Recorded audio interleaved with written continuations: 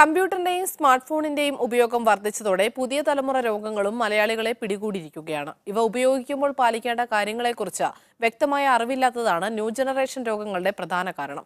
കൃത്യമായ പരിചരണം തേടിയില്ലെങ്കിൽ ഭാവിയിൽ വലിയ ശാരീരിക അസ്വസ്ഥതകൾക്ക് ഇവ കാരണമായേക്കുമെന്ന് വിദഗ്ധർ പറയുന്നു. ലാപ്ടോപ്പും സ്മാർട്ട് ഫോണുകളുമായി എല്ലാവരും ന്യൂ ജനറേഷനായതോടെ രോഗങ്ങളും അങ്ങനെ തന്നെയായി. പക്ഷേ ഈ സ്മാർട്ട് ലൈഫ് 80% ആളുകളുടെയും ആരോഗ്യത്തെ ദോഷകരമായി ബാധിക്കുന്നുണ്ടെന്നാണ് പഠനങ്ങൾ പറയുന്നത്. നടുവേദന, തോൾവേദന, വിട്ടുമാറാത്ത തലവേദന, കാഴ്ചയ്ക്കും കൈകളിലെ ഞരമ്പുകൾക്കും സംഭവിക്കുന്ന തകരാർ എന്നിവയാണ് പ്രധാന രോഗങ്ങൾ. കയ്യിലെ ഞരമ്പിലുള്ള നീർക്കെട്ട് കാണും, ഡിക്യൂർവൻസ് ഡിസീസ് എന്ന് പറയും. അല്ലെങ്കിൽ കയ്യിലെ ഒരു മീഡിയൻ നെർവിൻ്റെ കംപ്രഷൻ, കാർപ്പൽ ടണൽ സിൻഡ്രോം എന്ന് പറയും. ഇത് വളരെ കോമൺ ആയിട്ട് ഈ സ്ഥിരമായിട്ട് കമ്പ്യൂട്ടർ ഉപയോഗിക്കുന്ന, സ്ഥിരമായിട്ട് മൊബൈൽ ഉപയോഗിക്കുന്നവർക്ക് കാണാവുന്ന കാര്യമാണ്.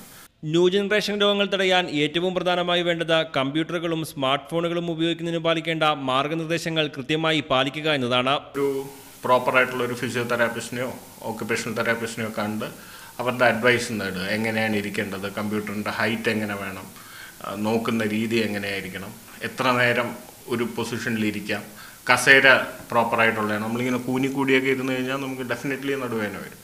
ഈ കോർ മസിൽസ് ഉണ്ട് കഴുത്തിൻ്റെയും നടുവിൻ്റെയൊക്കെ, അത് സ്ട്രെങ്തൻ ചെയ്യാനുള്ള എക്സസൈസ് ചെയ്യണം. ന്യൂ ജനറേഷൻ ബൈക്കുകളിലെ പലതിൻ്റെയും രൂപകൽപ്പനയുടെ പ്രശ്നവും കൂടുതൽ ദൂരമുള്ള സ്കൂട്ടർ യാത്രയും നടുവേദനയും തോൾവേദനയും ഉൾപ്പെടെയുള്ള രോഗങ്ങൾക്ക് കാരണമാകുന്നുണ്ട്. മീഡിയ 1 കൊച്ചി.